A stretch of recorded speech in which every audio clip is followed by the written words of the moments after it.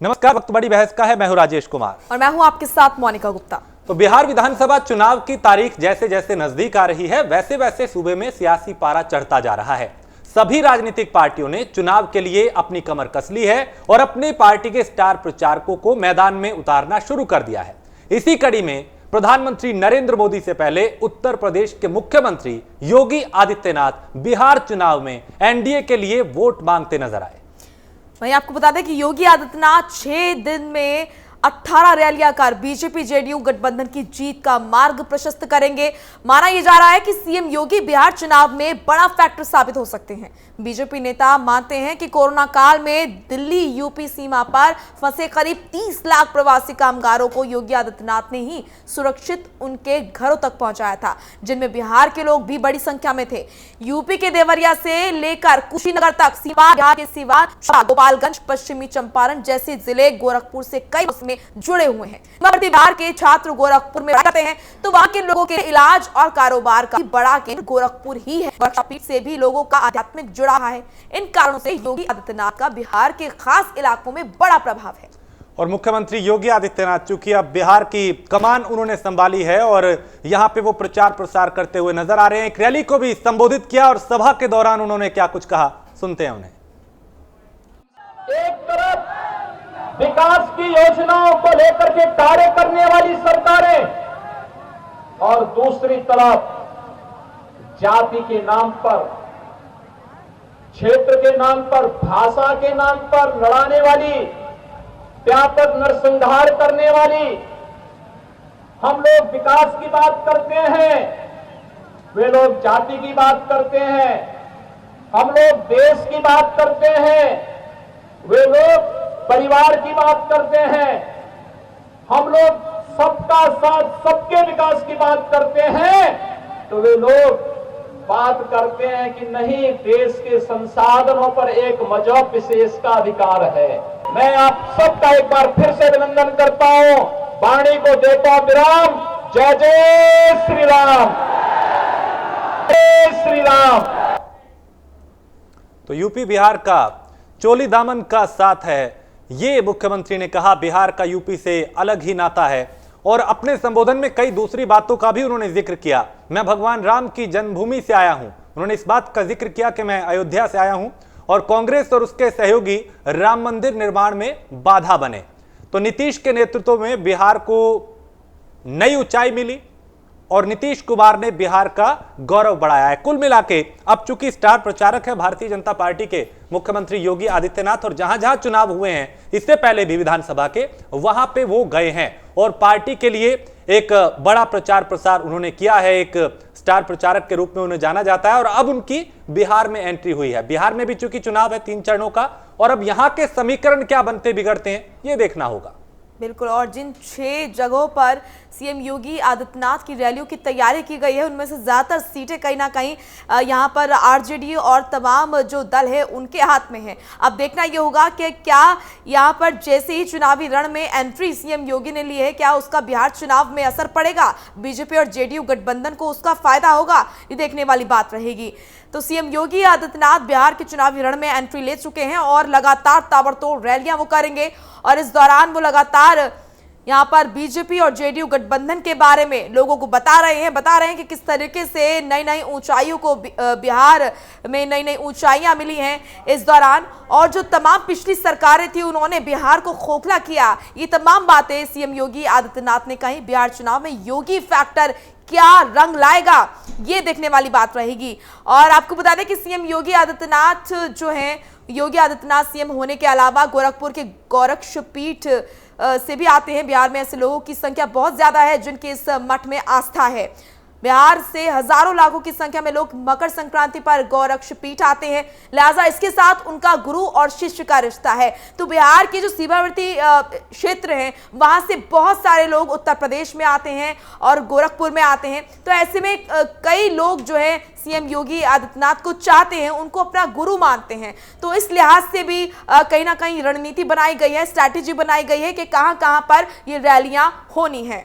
बिल्कुल, और उसी के मद्देनजर अब प्रचार प्रसार शुरू हो चुका है और लगातार जो स्टार प्रचारक हैं वो पहुंच रहे हैं, लोगों के बीच में सभाओं को संबोधित कर रहे हैं। बिल्कुल, तो बिहार चुनाव में क्या योगी फैक्टर रंग लाएगा, इसी पर आज हम करेंगे चर्चा। और इस पर चर्चा करने के लिए हमारे साथ कुछ मेहमान भी जुड़ चुके हैं। सबसे पहले उनका आपसे परिचय करा देते हैं। संदीप चौधरी हमारे साथ जुड़े हैं, राजनीतिक विश्लेषक हैं। फैजल अली जुड़े हैं, नेता आरजेडी के हैं। अश्विनी शाही हमारे साथ जुड़े हैं, बीजेपी के प्रवक्ता हैं। इसी के साथ विनोद सिंह भी हमारे साथ जुड़े हैं, नेता कांग्रेस। सबसे पहले आप सभी का बहुत बहुत स्वागत है। अश्विनी शाही, सबसे पहले आपके पास आऊंगी। अब क्योंकि बिहार के चुनावी रण में सीएम योगी आदित्यनाथ की एंट्री हो चुकी है और जिन 6 जगहों पर चुनावी रैलियों की तैयारी की गई है, उनमें से ज्यादातर सीटें जो है वो 2015 में महागठबंधन की लहर में बीजेपी के हाथों से निकल गई थी। तो अब क्या योगी फैक्टर के जरिए बीजेपी सीटों पर कब्जा करने में कामयाब रहेगी? अश्विनी शाही। देखिए मोनिका जी, ये सीटें जितनी है वो बिहार और उत्तर प्रदेश की सीमा से लगी हुई सीटें हैं, जहां पर प्रदेश बदलने के साथ चुनावी समीकरण और कई तरह के समीकरण बदल जाते हैं, लेकिन सीमावर्ती जिलों में, सीमावर्ती जगहों पर एक वो रहता है कि जैसे मान लीजिए कि कोई यूपी के जिले से लगती हुई सीमा है, वहां पर यूपी का फैक्टर काम करता है और उधर से बिहार का भी फैक्टर काम करता है। और माननीय योगी आदित्यनाथ जी इस समय देश में भारतीय जनता पार्टी के प्रधानमंत्री जी और अमित शाह जी के बाद एक सबसे बड़े उभरते हुए नेता हैं, जिनके साथ जनता चलती है, जिनके नाम पर जनता चलती है। हमारे पास जो नेता है इस समय चुनाव में पूरे देश में योगी जी की मांग रहती है, उनका एक सम्मान है सभी जनता के साथ। तो हमको ये पूरा विश्वास है कि इस बार चुनाव में माननीय योगी जी के द्वारा चुनाव प्रचार में, आप कर्नाटक में देख लीजिए, कर्नाटक में माननीय योगी जी ने जहां सभा की वहां मैक्सिमम जगहों पर भारतीय जनता पार्टी प्रत्याशी जी हैं। तो आज माननीय योगी जी की जो सभा हो रही है उस सभा में उत्तर प्रदेश से लगे हुए सीटों पर है और महागठबंधन ने जीता था, लेकिन महागठबंधन की परीक्षा ले रहा है इस समय। उत्तर प्रदेश विकास के नाम पर वोट मांग रहा है। आज बिहार ने नीतीश जी के नेतृत्व में एनडीए ने विकास किया है उस चीजों पर, और माननीय योगी जी ने भी विकास का नारा ही दिया है। इसलिए हम ये मानते हैं, हमको आशा ही नहीं पूर्ण विश्वास है कि उन सीटों को हम जीतने का काम करेंगे। फैजल अली, बिहार चुनाव में मुख्यमंत्री योगी आदित्यनाथ की एंट्री हुई है और हमने देखा कि इससे पहले भी जहां जहां विधानसभा चुनाव हुए वो स्टार प्रचारक के तौर पे वहां पे गए, वहां पे हिंदुत्व का जिक्र किया, भगवान राम का जिक्र किया। अब हम बिहार में भी ये देख पा रहे हैं, तो कितनी बड़ी चुनौती है आपके लिए? देखिए, आप जो बात कह रहे हैं इस बात को समझिए कि बिहार में जो मतदाता है प्रीडोमिनेंटली यंगर जनरेशन है और उनको इस तरह की बासी और पकाऊ चीजों में दिलचस्पी नहीं है। आज बिहार का जो मतदाता है वो ये जानना चाहता है कि 1.65 लाख करोड़ का जो प्रधानमंत्री द्वारा जो पैकेज डिक्लेयर किया गया है, घोषित किया गया था, उसका क्या बना, उसमें कुछ पैसा आया या नहीं आया, कितने रोजगार सृजन हुआ या नहीं हुआ। दूसरा ये कि ये जानना चाहता है कि पिछले 15 साल में किस तरह से बेरोजगारी बढ़ी, उसके लिए इस सरकार ने क्या किया। बिहार का ये जानना चाहता है, बिहार का मतदाता ये जानना चाहता है कि आज उद्घाटन हो रहा है और दूसरे दिन पुल बह जा रहा है, उसके पीछे भ्रष्टाचार जो लोग कर रहे हैं उनका क्या हुआ। कुछ पुल उद्घाटन से पहले बह जा रहे हैं, उनके बारे में मतदाता जानना चाह रहा है। ये जानना चाह रहा है मतदाता कि पिछले 15 साल में कौन सा औद्योगिकरण हुआ, कौन से कल कारखाने लगे या नहीं लगे, तो क्यों नहीं लगे। देखिए, अगर कहीं की सरकार 5 साल की हो तो आप कोई बहाना कर सकते हैं, लेकिन अब आप 15 साल पीछे की बात कीजिए, 20 साल पीछे की बात कीजिए, तो मतदाता इस बात को समझता है कि इनके पास अपनी उपलब्धि कुछ नहीं है गिनाने के लिए, इसलिए ये 30 साल पहले की बात कर रहे हैं। सीधी सी बात यह है कि जो लोग या आप लोग जो बहस कर रहे हैं कि योगी फैक्टर, अभी हमारे एक मित्र ये कह रहे थे कि कर्नाटक में गए तो वहां कुछ सीटें भाजपा को दिला पाए, और वो ये बताना भूल गए कि महाराष्ट्र में गए तो भाजपा को सीट हरा के आए। वो ये बताना भूल के गए कि योगी जी ने झारखंड में ही प्रचार किया था, वहां भी सत्ता से बाहर हो गई भारतीय जनता पार्टी। तो योगी आदित्यनाथ कोई बिहार में फैक्टर होंगे ऐसा समझना। लेकिन फैजल अली, ये आप ठीक कह रहे हैं कि कई जगह, प्लीज बोलने दीजिए। ठीक है, हाँ, भूल होगी। और बिहार के मतदाताओं के विवेक और उनकी समझ पे आप बहुत बड़ा सवाल खड़ा कर रहे हैं कि एक निकटवर्ती समीपवर्ती राज्य का मुख्यमंत्री आकर के यहाँ के वोटर को भुलावे में रख सकता है। बिल्कुल नहीं। बिहार राजनीतिक रूप से बहुत ही सजग और सबल प्रदेश रहा है और उससे पूरे भारत को दिशा और बिल्कुल, और पूरा भारत इस बात को जानता है फैजल अली, पूरा देश इस बात को जानता है, उसमें कोई गुरेज नहीं। लेकिन मैं ये जानना चाहता हूं कि इससे पहले भी जहां पे चुनाव हुए वहां पे भी जो आप बुनियादी मुद्दे की बात कर रहे हैं वहां पे भी उसकी थी, लेकिन वहां हमने देखा कि जो फैक्टर मुख्यमंत्री योगी आदित्यनाथ की अपनी एक अलग भाषण शैली है, एक अपना अलग तरीका है प्रचार करने का, उसकी बदौलत ही उन्होंने उन राज्यों में भी किया, और कई राज्य, मैं सिर्फ एक दो की बात नहीं कर रहा क्योंकि कई जगह महाराष्ट्र का आपने जिक्र किया, जाहिर सी बात है वहां पे बड़ा उलटफेर हुआ था, लेकिन जहां पे वो गए वहां पे एक बड़ा फैक्टर तो काम आया है। तो क्या अब बिहार में जब वो आते हैं तो क्या आपके लिए चुनौती नहीं है, या आपको लगता है कि नहीं साहब, जो बिहार का मतदाता है वो सिर्फ बुनियादी मुद्दों पर ही बात करेगा? देखिए, आप इस बात को समझिए कि इस बार का बिहार का चुनाव बहुत ही ऐतिहासिक होगा, बहुत बड़ी उलटफेर होने वाली है। देखिए, यहाँ पे 3 गठबंधन है और एक हम लोगों का राजद और कांग्रेस और लेफ्ट का गठबंधन है। हाँ। लेकिन जो मुख्य लड़ाई है वो भारतीय जनता पार्टी के गठबंधन के साथ है। लेकिन भारतीय जनता पार्टी का जो गठबंधन है उसने अपने 2-3 गठबंधन खड़ा किए हुए हैं। एक गठबंधन वो है जिसमें लोक जनशक्ति पार्टी है, दूसरा गठबंधन वो है जिसमें ओवैसी है, तीसरा गठबंधन वो है जिसमें भीम आर्मी और पप्पू यादव है। तो 3-4 गठबंधन खड़ा किया गया है ताकि हमारा वोटर दिग्भ्रमित हो। लेकिन सीधी सी बात है कि इस बार का जो बिहार का वोट है उसको समझ रहा है कि भाजपा की यहाँ पे कोई जमीन नहीं है। पिछले 30 साल में भाजपा इस स्थिति में है कि 50 और 55 सीट के अंदर सिमट जाती है। इस पर और बुरा हाल होगा। और एक बात समझ लीजिए मेरे भाई राजेश जी कि यहाँ पे जो स्थिति बनी हुई है कि रोजगार नहीं है। 40 लाख जो प्रवासी भारतीय प्रवासी बिहारी लौट करके आए हैं, उनको कहा गया था कि 6-6 हजार रुपए दिए जाएंगे, 8-8 हजार रुपए दिए जाएंगे। मैं दावे के साथ आपके टीवी चैनल पर कहता हूँ कि 8 हजार लोगों को भी नहीं मिले, 40 लाख से छोड़ दीजिए।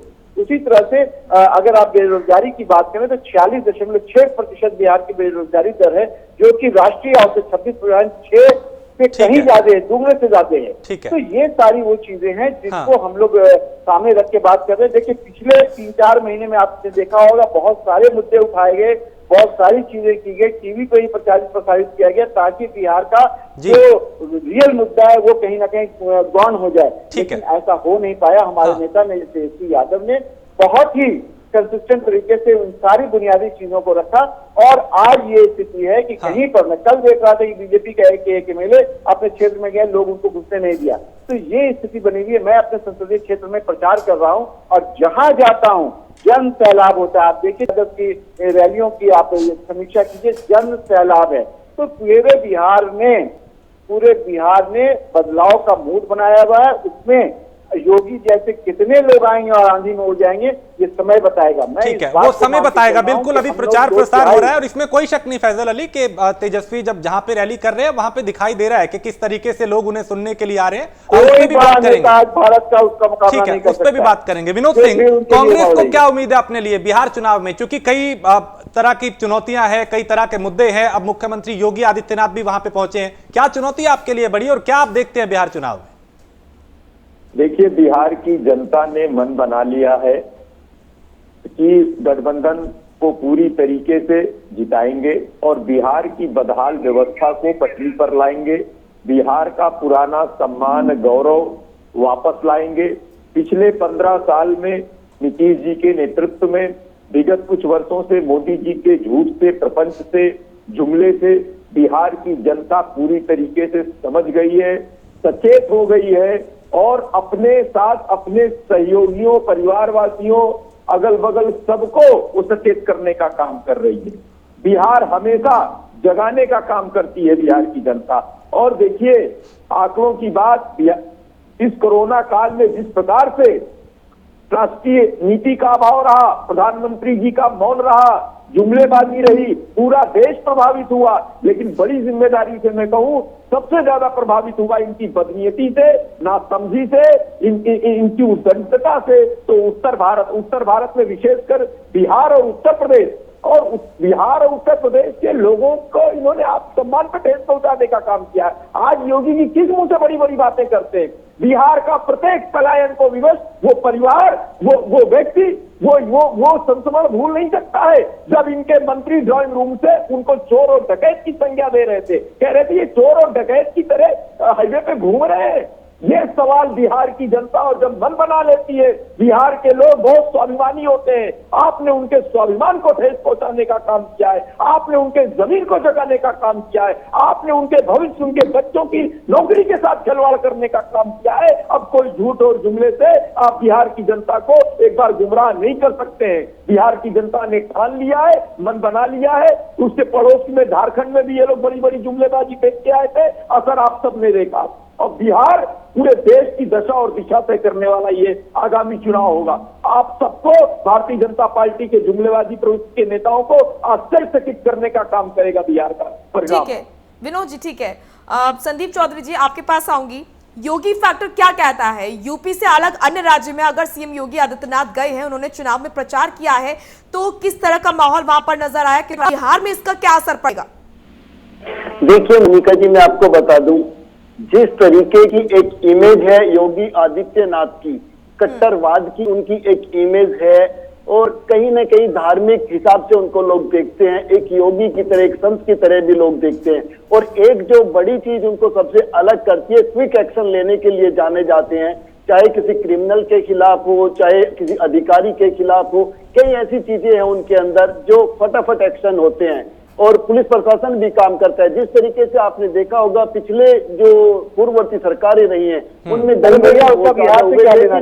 लेकिन इन्होंने अभी मैं योगी जी की बात कर रहा हूँ, मुझे योगी जी की बात, मुझे प्लीज बात इनके बाद आपके पास आ रही हूँ। जिस तरीके से यूपी का माहौल बदला, जिस तरीके से यूपी का माहौल बदला, और जिन लोगों ने गरीबों की जमीनें छीन छीन कर यूनिवर्सिटी बना दी थी, आज वो लोग जेलों में पड़े हुए हैं। तो इसी तरीके से योगी जी प्रभाव रखते हैं, बिहार के अंदर भी प्रभाव रखते हैं, और एक नेता की अपने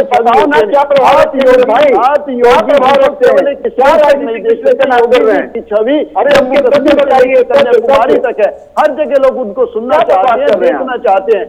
जिस तरीके से मैं बिहार में रह के आया हूँ, सत्यपाल मलिक जी का मैं सलाहकार था जब पटना में, लेकिन आपको जानकारी नहीं है, आप राजनीति के हिसाब से बात करते हैं, इसीलिए आप जैसे लोग बैठे हैं तभी लालू जी का हाल हो गया है। आप जैसे लोग बैठे तभी लालू जी जेल में पड़े, आप जैसे सलाहकार, आप जैसे लोग पीछे लगे हुए जो उनका आज तक काम चलने नहीं दे रहे, और आप जैसे राजनीति को आप जैसे लोग उनके साथ रहेंगे तो वो कभी सर्वाइव नहीं कर सकते। जो आदमी अपनी आलोचना नहीं सुन सकता, अपनी कमी नहीं सुन सकता, अरे आलोचना उसका राजनीति में उसका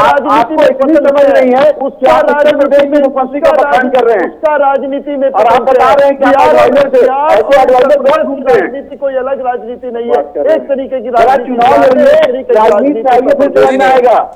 फैजल अली, ये आप इतना बेचैन क्यों रहे हैं? क्योंकि ये बेचैनी एनडीए के खलबले में तो है। नहीं, एक सेकंड, सही बात आपने कहा, बेचैन आरजेडी बहुत ज्यादा है। उसके बाद समझ में आएगा राजनीति क्या चीज है। इनको आप मुझे नहीं समझा सकते, आप मुझे नहीं समझा सकते राजनीति। हाँ, आप तेजस्वी जी भी मुझे आप अपनी बात करें, है ना, वो भी हमारे लिए चुका है, इसको ये महसूस कर रहे हैं। जैसे लोग ही पार्टी को डुबोते हैं। फैजल भाई, तारीफ या आलोचना तो होगी ना चुनाव में, तो उसे सहन करने की क्षमता तो होनी चाहिए, हिम्मत होनी चाहिए। आप तो बड़े नेता हैं, मजे हुए प्रवक्ता है चाहिए। हाँ, जो इनका जो प्रीमाइस है बहस का, हाँ, जो इन्होंने शुरू किया कि योगी जी, और भाई योगी जी यहाँ चुनाव नहीं लड़ रहे हैं। मुझे योगी जी के बारे में सवाल किया गया, मैं योगी जी के बारे में भी बात करूंगा, मैं बिहार के बारे में भी बात करूंगा। मुझे बिहार की स्थिति आपसे ज्यादा अच्छे से पता है। हमारा काम ही है, हम नेता, हम पॉलिटिशियंस को एडवाइस करते हैं। आप एक बात फैजल अली, पहले उनको सुन लीजिए, फिर उसके बाद आप जवाब दीजिएगा। पहले उन्हें सुन तो लीजिए। क्या गलत प्रीमाइस से आप मेरी बात ध्यान से सुनेंगे तब आपको बात समझ में आएगी। बात योगी जी की थी, बात जब बिहार की बात आएगी तो मैं आपसे अच्छे से बता सकता हूँ, मैं आपसे ज्यादा अच्छे से उस चीज को एक्सप्लेन कर सकता था। ये आपकी खुशफहमी है, उससे मैं कुछ संदीप जी, रिकॉर्ड्स क्या कहते हैं? जहां पर यूपी के अलावा अन्य राज्यों में अगर सीएम योगी आदित्यनाथ चुनावी रैलियां उन्होंने की है तो उसका कैसा असर देखने को मिला है, और उसी के मद्देनजर बिहार में हम क्या देखेंगे? मोनिका जी, मैं आपको बता दूं, जिस तरीके से योगी आदित्यनाथ बोलते हैं वो विरोधियों पर अटैकिंग मोड में रहते हैं, और आपने देखा उन्होंने अटैक किया, चाहे परिवारवाद के नाम पे अटैक किया हो, चाहे भ्रष्टाचार के नाम पे अटैक किया हो, तो इसीलिए लोग उनको सुनने के लिए आते हैं। लेकिन मैं आपको बिहार की एक जमीनी हकीकत भी बताना चाहता था, जो मेरे भाई को पहले से प्रॉब्लम हो गई, उन्होंने बोलने नहीं दिया। मैं ये बताना चाहता था, पिछले 15 साल से जिस तरीके से नीतीश कुमार जी ने शासन किया है, उन्होंने एक तरीके से बिहार की इमेज को बदलने का प्रयास किया, लेकिन हकीकत ये है आज भी बिहार में बहुत कुछ करने की जरूरत है। जिस तरीके से ये कोरोना पीरियड में सबसे ज्यादा प्रॉब्लम बिहार के लोगों को फेस करनी पड़ी, रोजगार बिहार के लोगों की सबसे बड़ी समस्या है, जिस तरीके से वहां पे बाढ़ आती है, तो कहीं ना कहीं इस बार बिहार के लोगों में नाराजगी है। और जिस तरीके से 15 साल पहले लालू जी ने शासन किया था, 15 साल के बाद उनकी सरकार बदल गई थी, कहीं ना कहीं मैं ये देखता हूं कि नीतीश जी के प्रति बिहार में नाराजगी है, कर भुगतना पड़ सकता है। ठीक है, फैजल मलिक, आज ही मैं अगर आज ही की बात करूं तो मैं आप ही के पास आ रहा हूं। आज तेजस्वी से जब पूछा गया ना इस बारे में कि मुख्यमंत्री योगी आदित्यनाथ आ रहे हैं, तो उन्होंने सवाल ही नहीं लिया था, उन्होंने एकदम मतलब नकार दिया। आप एक तरीके से हाइपर हो रहे हैं। नहीं, मैं इसलिए हाइपर हूं, देखिए हर आदमी का रिएक्ट करने, मैं मेरे भाई से ये सिर्फ कहना चाह रहा हूं कि कुछ बातें इन्होंने सही कही, लेकिन जो इसका बेसिक प्रीमाइस था बहस का, जो आपको अच्छी लगेगी वो तो आपको सही लगेगी, जो आपको चुप जाएगी वो अच्छी नहीं लगेगी। मेरे भाई अब तो आप बोल चुके, मुझे बोल लेने दीजिए प्लीज। बोलो, बोलिए अनुमति हो तो बोलो। हाँ, बोलो नहीं, सुन लो। तो इन्होंने कहा कि भाई योगी जी यहाँ चुनाव नहीं लड़ रहे हैं, और मैं आपको तथ्यों पे ये बता रहा हूँ कि योगी आदित्यनाथ झारखंड में चुनाव प्रचार में आए, हार गई भाजपा। योगी आदित्यनाथ महाराष्ट्र में गए, वहां देखिए क्या हुआ हाल भाजपा का। योगी आदित्यनाथ कर्नाटक में 2 सीट पे कह रहे हैं कि गए तो जीत गई। हर जगह जहां गए, दिल्ली चुनाव में बहुत प्रचार किया, आप सबने देखा होगा, घूम रहे थे मोहल्ला योगी जी, 2 सीट आई। तो योगी कोई फैक्टर नहीं हो सकते हैं, मैं ये सिर्फ कहना चाह रहा हूँ। दूसरी बात यह है कि बिहार का मतदाता राजनीतिक रूप से बहुत ही सजग होता है और बहुत ही परिपक्व होता है। इसको आप लोग कम से कम पत्रकार बंधु भी समझ लीजिए, मैंने भी 30 साल पत्रकारिता की है, उसको इस तरह की भावनाओं से आप नहीं भटका सकते हैं। आप देखिए कि क्या अभी जोश है, क्या वहीं पर एनडीए के कैंडिडेट जा नहीं पा रहे हैं। मेरे मित्र को बताइए, ये हम लोग तो क्षेत्र से आए हैं, अभी आपके सामने आके बैठ गए, फिर निकल जाएंगे क्षेत्र में। फैजल साहब, हमें मालूम है बिहार का मतदाता बहुत जागरूक है, इसीलिए बिहार के लोगों ने 15 साल पहले जंगल राज खत्म किया। वहाँ पे रोड नहीं बने थे, सड़कें नहीं बनी थी, डेवलपमेंट नहीं होता, इसलिए उन्होंने जंगल राज खत्म किया। मैं मानता हूँ आपकी बात को, इसीलिए आज आपके मुख्यमंत्री लालू जी जेल में पड़े हुए हैं। वहाँ के लोग बहुत समझदार हैं, जनता जागरूक है वहाँ की।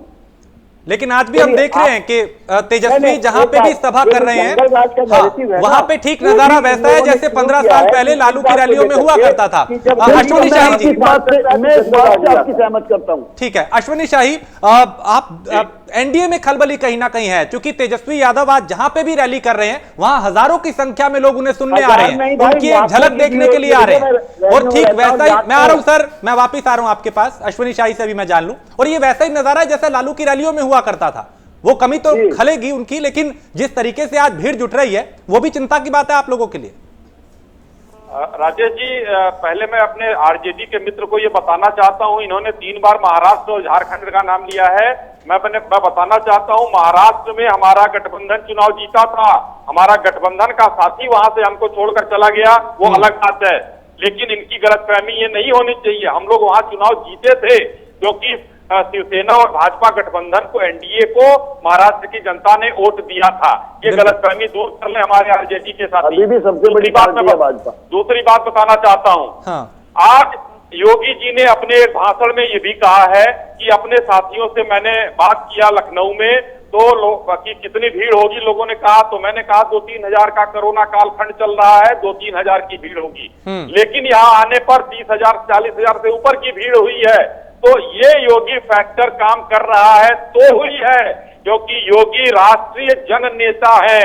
और रही बात क्या नाम है तेजस्वी यादव की और अन्य दल महागठबंधन की, तो देखिए भीड़ होती है क्योंकि वहां पर उनके पिताजी नारा दिया करते थे सिर्फ और सिर्फ जातिवाद का। उन्होंने नाम दिया था भूरा बाल साफ करो, 4 जातियों को उन्होंने उसमें कहा था, भूमिहार, राजपूत, लाला और बनिया, 4 लोगों का नाम देकर कहा था उन्होंने।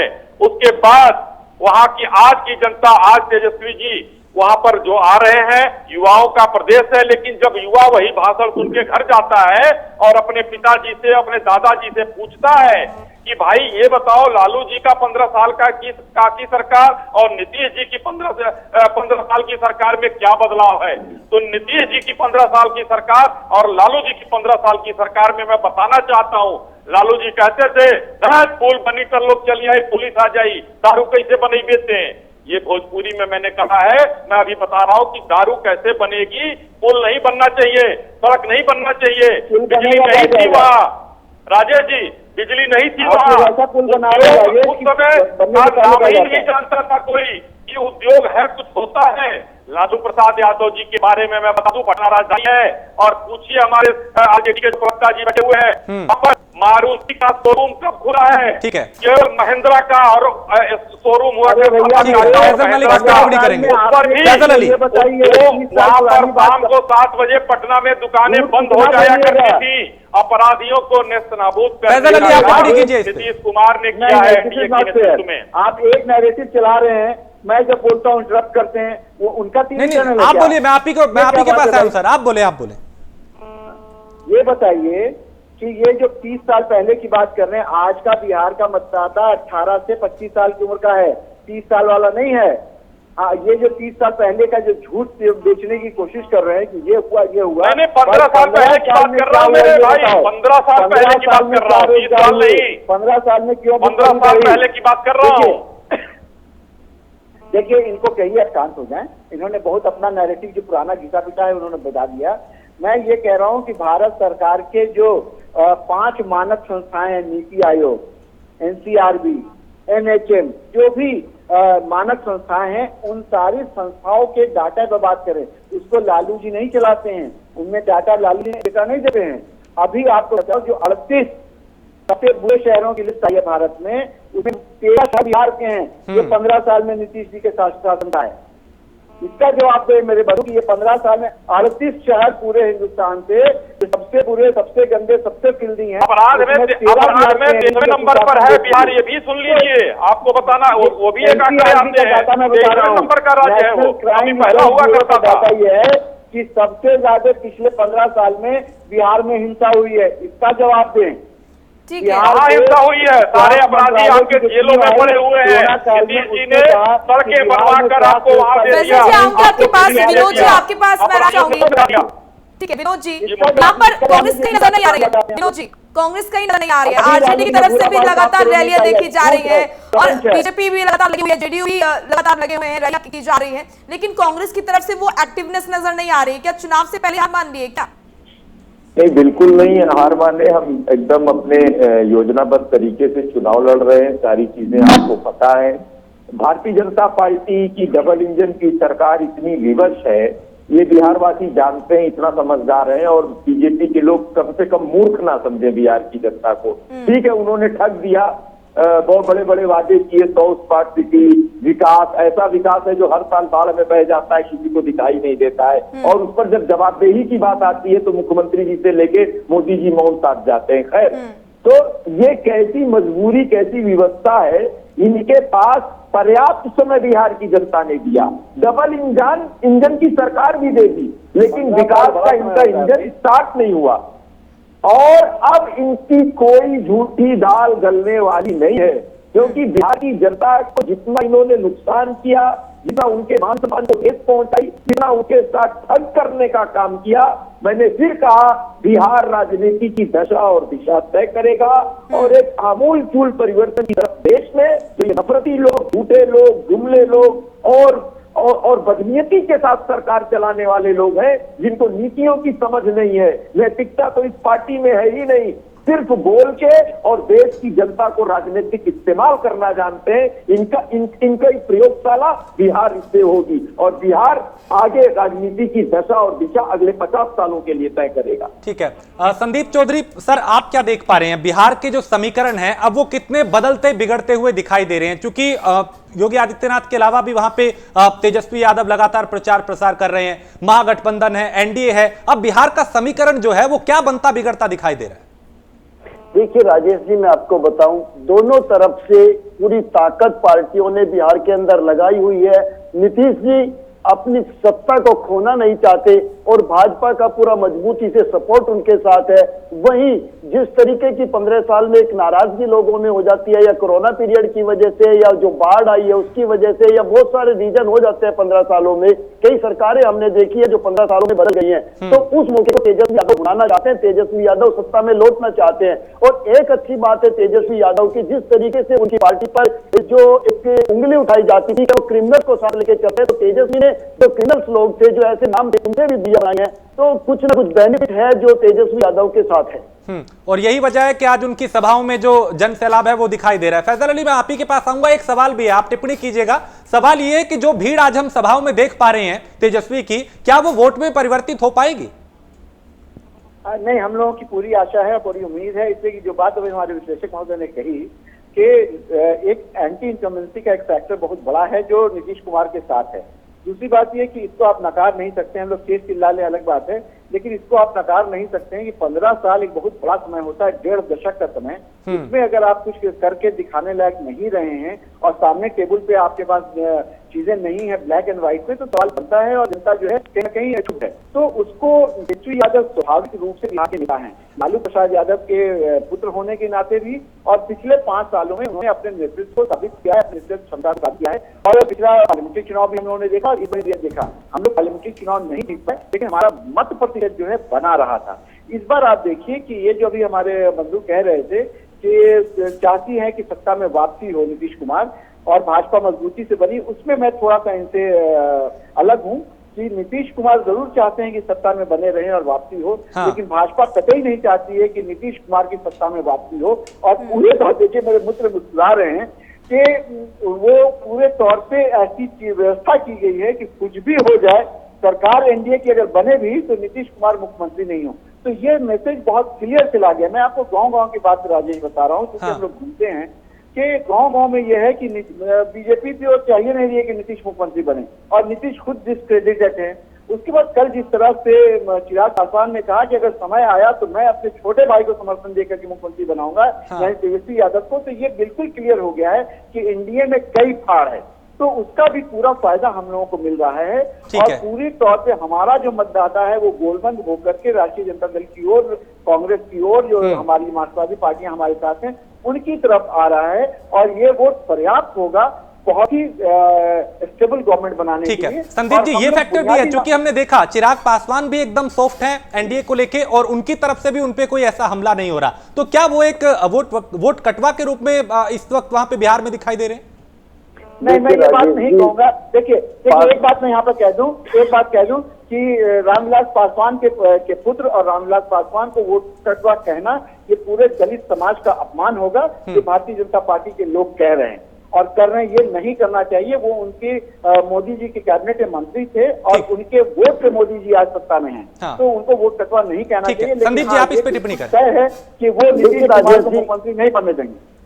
राजेश जी, मैं आपको बता दूं, जिस तरीके से रामविलास पासवान जी ने राजनीति की है बिहार से लेकर दिल्ली तक, तो उन्होंने सभी के साथ हमेशा अपने संबंध मधुर बना के रखे हैं, और वो लगभग 5 या 6 प्रधानमंत्रियों के साथ काम कर चुके हैं, अकेले ऐसे वो नेता रहे हैं। तो जो अभी उनको विरासत वो छोड़ के गए हैं चिराग पासवान के लिए, वो भी इस तरीके की राजनीति करेंगे। और जिस तरीके से उन्होंने स्टेटमेंट दिया कि मैं अपने भाई को सपोर्ट कर सकता हूं, आपको बता दूं, अगर जरूरत पड़ी तो बीजेपी की सरकार बनती दिखी या नीतीश जी की सरकार बनती दिखी तो भी वो लोग साथ में आ सकते हैं, और अगर उनकी वजह से तेजस्वी यादव की सरकार बनती दिखी तो भी वो साथ में जा सकते हैं। ठीक है। अश्विनी शाही, बिहार में हमने देखा कि जब कोरोना संकट आया तो वो तो पूरे देश पूरी दुनिया में था, लेकिन जिस तरीके से बिहार का जो मजदूर पैदल चलाना, वो तस्वीरें आज भी विचलित करती हैं। तो क्या आपको लगता है कि वो जो कोरोना काल में किस तरीके से डील करना था वो ठीक से नहीं हो पाया? स्वास्थ्य व्यवस्थाएं जो थी बिहार की वो ठीक नहीं थी, वो नाकाफी थी, वो भी कहीं ना कहीं फैक्टर चुनाव में मतदाता के जहन में होगा? देखिए राजेश जी, कोरोना तो पूरे देश के लिए रहा, और कोरोना में बिहार के मजदूर, चूंकि बिहार के लोगों को, अब इसमें मैं थोड़ा सा पीछे आपको ले चलूंगा कि बिहार के लोगों को और उत्तर प्रदेश के कुछ इलाकों के लोगों को कांग्रेसी सरकारों ने हमेशा मजदूर ही बनाकर रखा है, जो कि बाहर लोग काम करते हैं। वहां पर जो सरकारें रही बिहार में, कभी कोई भी काम देने का काम नहीं किया। तो बिहार के मजदूर जो भी हमारे वहां से दिग्भ्रमित करके वहां से भगाए गए, वहां बरगलाए गए, तो वो पैदल चलने को मजबूर हुए। उत्तर प्रदेश की सरकार ने, भारत सरकार ने और यहाँ तक बिहार सरकार ने उनकी बहुत सहायता की, उनके खातों में पैसा भेजने का भी काम किया। और आज के डेट में कोरोना में 95% से प्लस रिकवरी रेट है बिहार का, सबसे ज्यादा मैं कहना चाहूंगा, क्योंकि पूरे देश में इंफ्रास्ट्रक्चर जो मेडिकल में है वो संभालने का काम कोरोना में हर राज्यों ने किया है। लेकिन सर, हाँ, जिस कांग्रेस पे आप आरोप लगा रहे हैं सर, उसी कांग्रेस ने 1000 बसें दी थी आपको, उसमें कुछ को छोड़ दें, अगर जो मेंटेनेंस और दूसरे हवाले दिए गए थे उनको नहीं लिया गया था। तो वहीं पर राजेश जी, वही राजस्थान के जयपुर शहर में बिहार के हमारे 1000 भाई पड़े हुए थे, तो कांग्रेस की उन बसों ने बिहार के भाइयों को पहुंचाने का काम क्यों नहीं किया? और हमारे वहां पर राजनीति करने के लिए लियाकर 1000 बसें, जिसमें स्कूटर तक का, टेम्पो तक का नंबर था, खड़ा कर दिया लियाकर। बिहार में आज चुनाव हो रहा है, उसमें कुछ आंकड़े में आपको बताना चाहूंगा। मैं चाहता हूं विनोद जी इस पे टिप्पणी करें। हाँ। राजेश जी, हाँ। इन्हीं कामों पर एक सर्वे हुआ है, हाँ। जिसमें 45% लोगों ने नीतीश जी को पहले मुख्यमंत्री के तौर पर सराहा है। 33% लोगों ने महागठबंधन के मुख्यमंत्री, चाहे वो तेजस्वी जी हो या जो भी हो, उसको सराहा है। ये आंकड़े हैं और आप ही लोगों के द्वारा किया हुआ एक सर्वे बताता है कि 140 से 165 सीट भारतीय जनता पार्टी के द्वारा नेतृत्व में एनडीए सरकार को मिल बिल्कुल सर, कई सर्वे हैं, अलग अलग सबका मत है, लेकिन तस्वीर क्या होगी बिहार की वो 10 नवंबर को साफ होगा कि जनता किसके साथ गई, किसके खिलाफ गई। अभी उस पर कुछ भी कह पाना मेरे लिए तो बहुत मुश्किल है। विनोद जी, आप सुन पा रहे हैं? मैं चाहता हूं आप टिप्पणी करें इस पे, क्योंकि कोरोना काल को लेकर जिस तरह का संकट था, कांग्रेस जैसे सहायता करना चाहती थी, उसके बाद बसों को नहीं लिया गया। अब वो कह रहे हैं साहब आपने हमें बसें नहीं दी थी। ये जो आरोप प्रत्यारोप का दौर है, क्या ये वहां पे कोई काम आएगा बिहार में? मैं पूछता हूं बीजेपी को बिहार वासियों से इतनी चिढ़ क्यों है? देखिए, पिछले 15 साल लगभग बिहार की सरकार, पिछले 6 साल से प्रधानमंत्री मोदी जी की सरकार, बेरोजगारी दर के आंकड़े सबके सामने है, सार्वजनिक है, किस तरीके से पिछले 6 सालों में पूरे देश के बेरोजगारी दर में इजाफा हुआ है। तो ये कोई आंकड़ों की बात प्रामाणिकता से इनके पास सिद्ध करने के लिए कुछ है नहीं। इनके पास विवशता चुनाव के समय 15 साल, 20 साल, 50 साल, ये इनकी सुई पीछे चलती, इसलिए इन्होंने पिछले 6 साल में गलत नीतियों के माध्यम से देश के भविष्य के साथ खेलने का काम किया है और भारत के भविष्य को गर्त में डालने का काम किया है।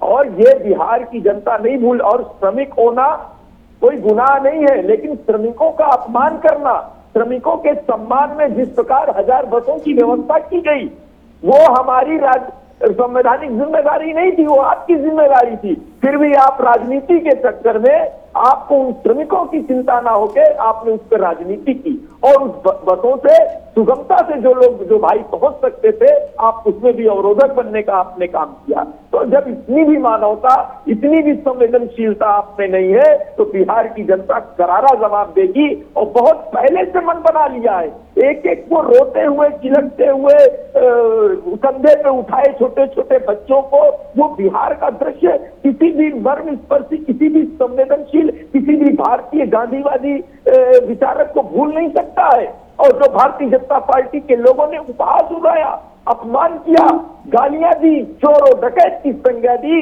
इनके जिम्मेदार और बड़े बड़े नेताओं में, और डबल इंजन की सरकार के सारे लोग मौन हो गए, तो बिहार की जनता करारा जवाब देगी, मुकम्मल जवाब देगी। झूठ और जुमले के साथ इनको सीमित कर देगी। याद कीजिए, जो बसें आई थी उसमें जयपुर में वहां पर 1000 हमारे बिहारी मजदूर भाई थे, उनको पहुंचाने का काम करके आप लोगों ने कौन सा संदेश देने का काम किया कि भारतीय जनता पार्टी राजनीति करती है और वो बिहार के लोगों से चिढ़ है उनको? आप बताइए, क्यों नहीं आपकी सरकार वहां थी? आपको बिहारी मजदूरों को की चिंता थी। उत्तर प्रदेश की सीमा पर आपने 1000 बसें टेम्पो नंबर वाले खड़े कर दिए थे, तो क्यों नहीं आप लोगों ने जयपुर के लोगों को पहुंचाया बिहार? आप लोगों को बहुत प्यार था वहां से, क्यों नहीं पहुंचाया आप लोगों ने? आपको शुरुआत करनी चाहिए। परिवहन निगम ने जो भी मांग की, राजस्थान परिवहन निगम से सहयोग की, पूरा सहयोग हुआ, दोनों प्रदेश। ठीक है, लेकिन जो भी हुआ था दोनों तरफ से वो घटनाक्रम बेहद निंदनीय था। उसमें तकलीफ अगर किसी को हुई थी तो वो आम मजदूर था जो पैदल सड़क पे चल रहा था। फैजल अली सर, मैं आपके पास आऊंगा, और इस बार का जो चुनाव है वो पिछली बार के मुकाबले आपको क्यों लगता है कि कुछ अलग है? आपके लिए संभावनाएं ज्यादा है, और क्या देखते हैं, क्या जो बुनियादी मुद्दे हैं मतदाता उसी पे वोट करेगा, या फिर हिंदुत्व की बात होगी, राम की बात होगी, राष्ट्रवाद की बात होगी, उस तरफ भी झुकाव होगा? नहीं, देखिए मुझे लगता है कि सारे पैनलिस्ट इस बात को लेकर के एकमत हैं कि बिहार का जो मतदाता है वो यहाँ की बुनियादी मुद्दों पर ही वोट डालेगा। लेकिन भारतीय जनता पार्टी का ये कैरेक्टर रहा है कि जब जब चुनाव हारने लगते हैं या चुनाव का मोमेंटम बढ़ता है तो वो भगवान राम को इन्वोक करते हैं और उसके बाद वो पाकिस्तान को लाते हैं, मुसलमान को लाते हैं, वो इस तरह की चीजें करते रहे। तो वो अभी शुरुआती दौर से ही शुरू हो गया है बिहार इलेक्शन में। आज भी आप देखिए जिस तरह की नारेबाजी योगी जी की इसमें हुई, तो वो चलता रहेगा। लेकिन वो देखिए कुछ चीजें होती है, लॉ ऑफ डिमिनिशिंग यूटिलिटी उस पर लागू होता है कि कुछ चीजों की जो उपयोगिता है अब धीरे धीरे समाप्त होती जा रही है। कि लोगों को समझ में आ रहा है कि जब भारतीय जनता पार्टी चुनाव हारती है तो पाकिस्तान, मुसलमान और भगवान श्री राम का नाम लेती है। लेकिन उसका असर बिहार पे नहीं पड़ेगा। पिछले चुनाव में भी हम लोगों ने देखा, यही बिहार की धरती पे कहा गया था कि अगर राजद और ये जीते तो पाकिस्तान में पटाखा छूटेगा। उसका करारा जवाब बिहार के मतदाताओं ने दिया।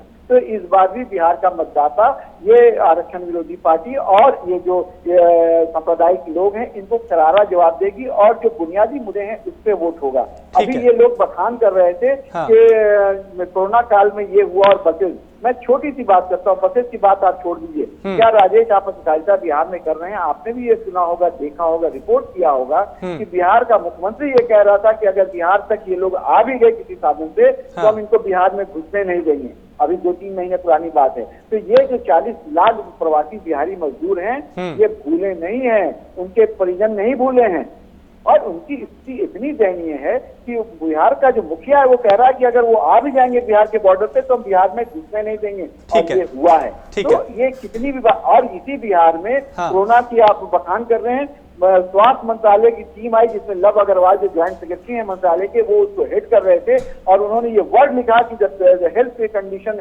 है इन बिहार इस मतलब इतनी बुरी है कि हम उसको बता नहीं सकते। आघात वर्ड यूज किया है कि इतनी बुरी सिचुएशन है कि हम उसको बखान नहीं कर सकते हैं। और संदीप जी, आपसे मेरा ये सवाल है, आपको मैं डेटा दे रहा हूँ कि पूरे बिहार में सरकारी अस्पतालों में सरकारी स्पेशलिस्ट डॉक्टरों की संख्या मालूम है कितनी है? मात्र 4,400 मात्र 450 सरकारी डॉक्टर है पूरे बिहार के अस्पतालों में और 4,500 पद जो हैं वो रिक्त हैं। हम लोग जो कह रहे हैं कि 10 लाख लोगों को पहले सिग्नेचर से जी नौकरी देंगे तो ये मखौल उड़ा रहे हैं, इसलिए कि इनको पता है कि 4.5 लाख कॉलेज क्यों नहीं खोल दिया आप लोगों ने पहले? आज 8 मेडिकल कॉलेज नीतीश जी की सरकार में 8 मेडिकल कॉलेज खोले गए हुए हैं नीतीश कुमार की सरकार में। ठीक है, और इन सारी चीजों पे मतदान होगा और पूरे तौर पे। ठीक है संदीप जी, आपसे मेरा ये सवाल है। ठीक है फैसल जी, आपके पास आऊंगी।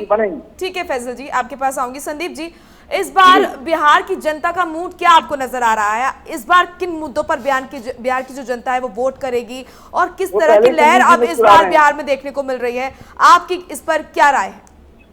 देखिए मोनिका जी, मैं आपको बिल्कुल स्पष्ट बता दूं, एक तो 15 साल से नीतीश जी का शासन रहा है तो इस टाइम में लोगों में नाराजगी हो जाती है और इस पे एक सबसे बड़ा जो चीज रही है, कोरोना पीरियड ठीक इलेक्शन से पहले रहा है और ये जो नाराजगी होती है ये मौजूदा सरकारों से होती है।